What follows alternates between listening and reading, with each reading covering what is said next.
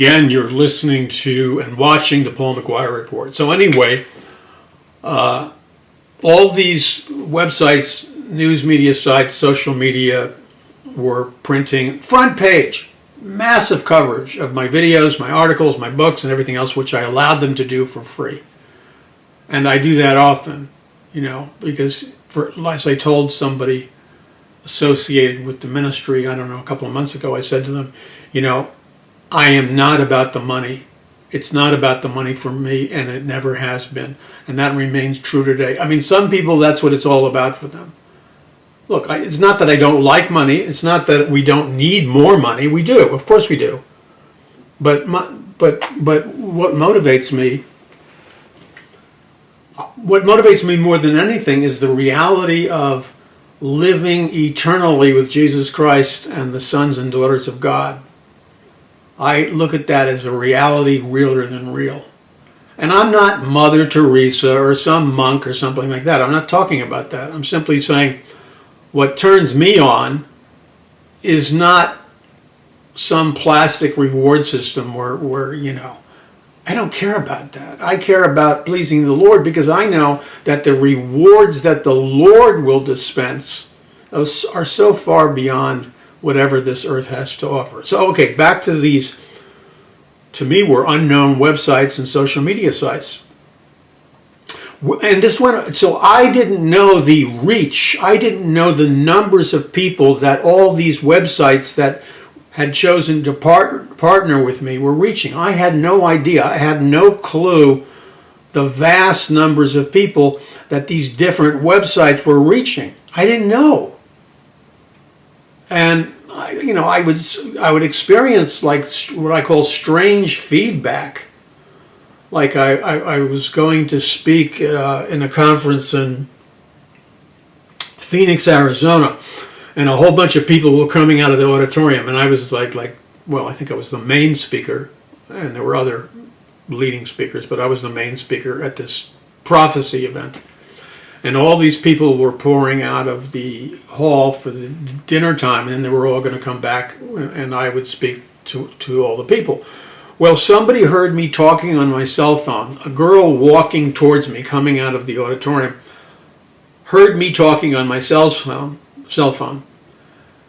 And she was talking on her cell phone, and then all of a sudden, and this happened a lot, she started jumping up and down almost hysterically and saying, "Wait a minute, I recognize your voice. You're Paul McGUIRE." And so she recognized my voice because she was listening to my voice while I was talking on the phone. And while I was talking on the phone, I found out she wasn't really listening to a website. She was listening to me speak on Doug Hagman's show. And so she was able to instantaneously compare what my voice sounded like just a couple of feet in front of where she was walking. She could compare it with my voice on Doug Hagman's show. And I was like blown away, because this kind of thing repeated itself over and over again. I was in a car dealer, and I'm not going to go on and name a whole bunch of them. I was in a car dealership where at that time, because I would have to turn in my car like every 2 or 3 years, because I was driving 180 miles a day. Average commute time was like, I don't know, was it 12 hours a day, 10 hours a day? I mean, it was crazy, because that's where the radio station was. So I would have to turn in cars for another car, because I was always burning them out with excess mileage. So I knew the automobile store owner, because I guess you could add up all the cars I did for my kids and family and stuff over a period of decades, and I had either leased, rented, or purchased like a massive number of cars. I had to. And so the automobile store manager pointed to a young man, I mean, he was in his 30s, and who saw me, and then he had a big smile, and he was all excited to see me, and I couldn't figure it out because I'd never seen the guy before. And as it turns out, he was a regular hardcore listener to Doug Hagman's show. And at that time, I was on Doug Hagman's show constantly. In fact, I probably attracted a larger audience on Doug Hagman's show than I think any other show or appearance I ever did. It was just, he had probably still does, a massive loyal following on Doug Hagman's show. And so he was listening to me regularly on Doug Hagman's show, and he recognized my voice. Okay, so the point of this is not recognizing my voice. The point is, these were the glimmers of clues I began to get that I was somehow reaching this massive audience that I had no idea. Now, I knew that Doug Hagman had a massive audience because I was on all the time. But a lot of these media outlets or radio outlets or podcasting outlets or whatever, I had no idea. So this went on for about 5 years. Mysterious, exceptional, enthusiastic response that I couldn't figure out why. And then after about 5 or 6, and because I'm busy researching, I'm not, out kissing babies and shaking hands. I'm not running for political office or anything. And so I have to spend a lot of time in seclusion, researching, studying, seeking the Lord. And so it's like a monk-like existence, for lack of better words. So what happened was this massive article, and I can't remember whether it was the Washington Post or the New York Times or both, or just one of the two. In any case, let's say it was both, and one came first. So the New York Times and the Washington Post did this massive front page story on the alternative media, the alternative right media, conservative media, and then they listed like the top, I don't know, what was it, top 100 websites or something? And they discussed that this was a massive phenomena, this alternative conservative media. So as I'm looking at the list in the New York Times or the Washington Post, I'm looking at the list of all these publications and podcasting, and I'm saying to myself, my God, these are the names. What I'm looking at is an actual list of all the names of these publications, podcasting, radio shows, television shows, video, audio. And now for the first time I'm looking at a list of names in order of the most listened to or watched. And I say to myself, my God, there were all the names of what I falsely perceived to be little mom and pop shop operations. And in my wild guesstimate, I was assuming, well, they either had 5,000 followers or 20,000 followers or watchers or readers or, 50,000 or 100,000. No, but it didn't stop there. The names of the media, alternative media outlets that were regularly, weekly or monthly publishing my stuff on the front page, as I kept reading the list, many of them were going into 250,000 watchers, listeners, viewers. Some were going into 500,000. Some were going into 1 million. Some were going into 1.5 million, 1.2 million. And then there was some that were like at 2 million or 2.6 million and stuff.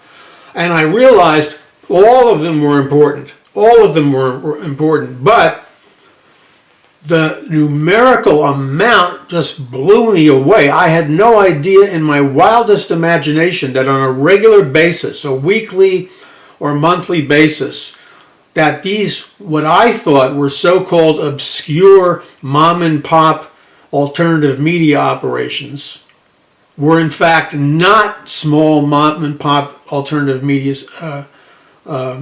platforms at all. They were mega social media giants that exceeded. Now they had gotten, why the Washington Post and the New York Times were covering them is the aggregate total number of listeners, viewers, and watchers that they collectively represented, this alternative media, blew away I used to be on Fox as one of their golden boys for like Fox Business Channel and Fox News for a decade.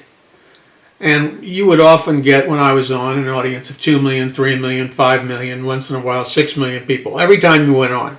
This was in Fox's golden days.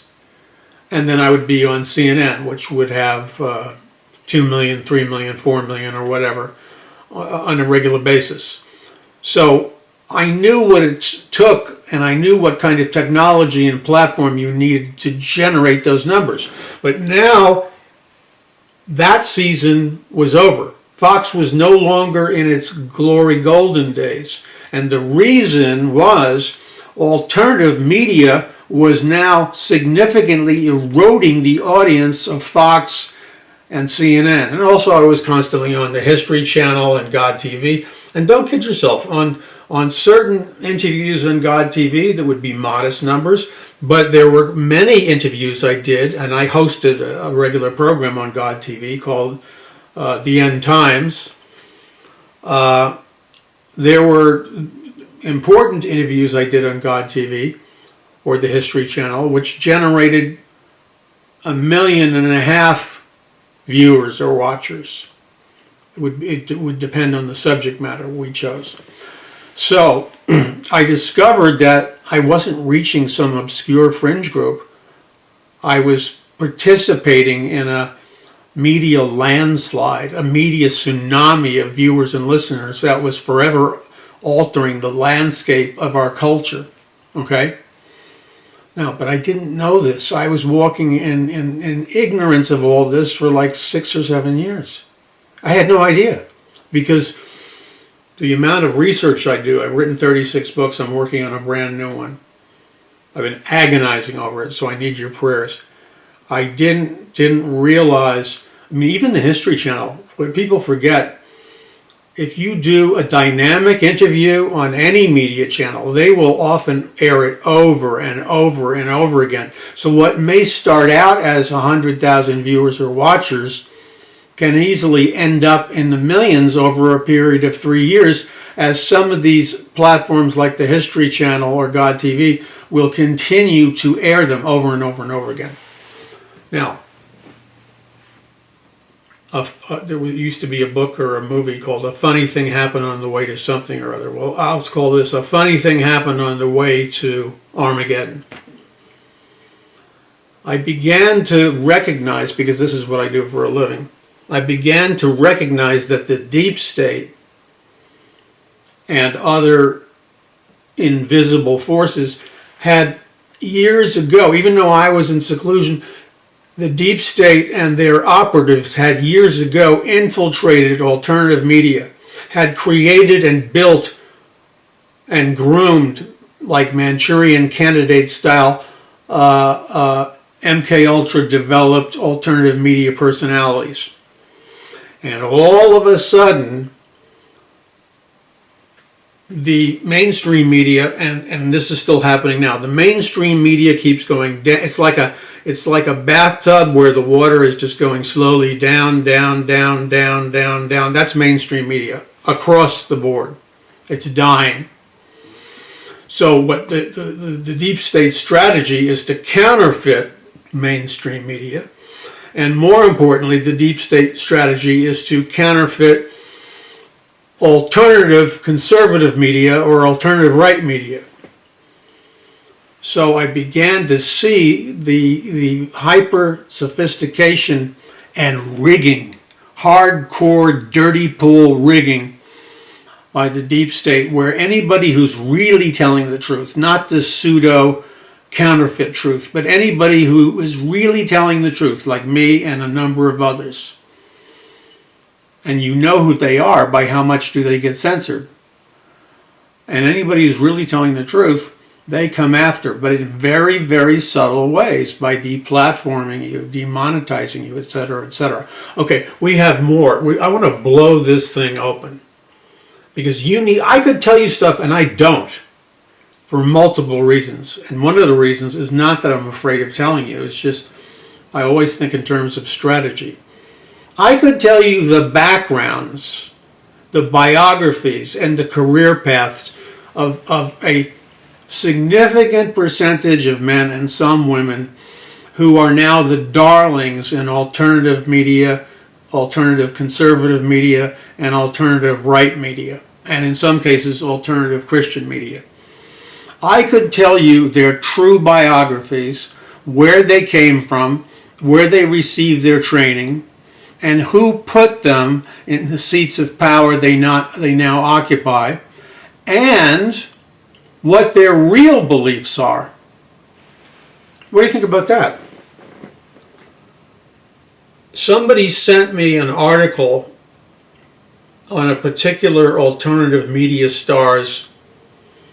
He owns at least 2 mansions, but his persona is kind of the guy next door, kind of the guy next door personality. He's very gifted at what he does. He's likable. I like a lot of the stuff that he does. But I happened to see the futuristic, cutting-edge mansion that he owned that nobody seems to know that he owned. Now, I'm not going to go around telling everybody about his mansion, but it is a cutting-edge, futuristic, sci-fi-like mansion that you get only with extreme wealth. So what invisible hand was guiding his career? Who really trained him? You see, and when you learn how to discern, and you've been around the business for decades, as I have been, you get to know the players, and you get to know the players before anybody knew them. And you get to know who is for real and who's faking it. I could name one guy right now who you would know the names of both people I'm talking about. But one guy right now who I knew 20 years ago. He was an MK Ultra developed and an MK Ultra handler of major super pop stars. So here this guy is. And that most likely, and I'm not going to, I'll say allegedly, he was developed by British intelligence MI5. And he has been, among many things in his career, a handler for some of the biggest pop music acts in America and Britain. And all of a sudden, I see about a couple of years ago, I see the brand new, reinvented, his name I could just roll out really easily. And I knew a lot about him before he presented his brand new, reinvented self to the world. And there's then the MK Ultra LSD connection, allegedly, that will guide you through the details of his real biography. And this is connected, and then I'm just going to leave it hanging. This is connected. I was driving from a meeting with a group that owned a up-and-coming feature film studio where they wanted to make feature films to rival Hollywood. So I was there with a bunch of producers. I don't know, this was like, who knows, 8 years ago. It was before the COVID thing. And as I'm driving back, I had contacted this individual, and as I'm driving back on Pacific Highway 1, which is right there on the Malibu coast, I'm up real high. This is way before the fires. And I get a call from a guy, and I recognize his name, and you would know his name because you may not know his name, but he happened to be Katy Perry, the pop star's father. And allegedly, and I'm not saying it as a matter of fact, I'm saying allegedly, emphasis on allegedly. Allegedly, it has been said, I'm not saying it's true. I'm not saying that this is true at all. I'm just saying what I heard, and I'm not telling you to in any way, shape, or form bank on it without further research.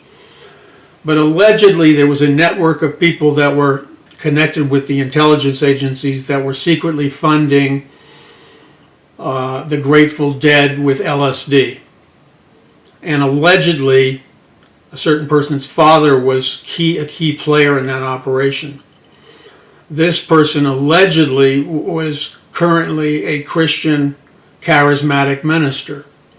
Now, I'm not going to judge whether or not they are an authentic evangelical Christian or not. I'm not God, for crying out loud, and it's not my business to judge people. I'm just telling you that things are far more complicated than what they seem at a superficial glance. And let's remember that as we're using discernment, and we need to be very selective about what voices we're listening to and make sure that we tune out the voices of deception, the voices of globalism, the voices of scientific mind control, etc. I'm Paul McGuire. Be sure to visit paulmcguire.us. That's paulmcguire.us. And when you visit paulmcguire.us, ask the Lord what you can give in terms of a contribution or donation. And then whatever God tells you to do, simply obey the Lord. And then be a prayer warrior for me, the ministry, and the families associated, the people associated with this ministry. Be a prayer warrior and watch our back by making sure you electronically sign as a follower and watcher or viewer of Paul McGuire Ministries. Why? Because we are the target of a blatant rigging war from big tech that is attempting to rig us to the point that we don't exist. You know what that's called? They tried to do that to a number of people in recent elections. When you rig something, you're cheating. When you rig something, you're stealing. So the reality is you can't win square and fair and let the people decide by letting the people see the truthful numbers and make their evaluations based on the facts that they're able to get for themselves. No, you can't have it that way. You've got to rig the numbers because you know you're vulnerable. You know there's the BS numbers, the ones that you have artificially created to prop up your Manchurian candidate media stars. And you know there's the fake and phony numbers, the rigging numbers, and you know better than anybody because you created it. You know there's also the truthful, accurate numbers. And let's simplify it even more. Rigging is stealing. If you were on the up and up, if you were truly gaining market share or truly, see, the reason they do it is they're trying to steal advertising dollars. They're trying to demonetize truth tellers. I got a letter today. I get a letter, at least 1 to 5 letters every single day. And the show that I sent out today was entitled something to the effect of the communist plan to take over America. So it was a video on paulmcguire.us exposing communist operations in America. Why would a big tech company owned search engine, why would they categorize my video exposing the potential threat of communism? Why would they take it down? Why would they censor it? I didn't name the names of any corporations or anything. And what I said was true. Wouldn't they be concerned about that? Well, they're obviously not. So what they're doing is they're punishing me. They're defunding and demonetizing me so lies can be perpetuated. And what is the purpose of the lie? To take over the minds of people in any given nation. I'm Paul McGuire. Visit paulmcguire.us. That's paulmcguire.us. And remember, stand with us and stand true. God bless you. This is Paul McGuire.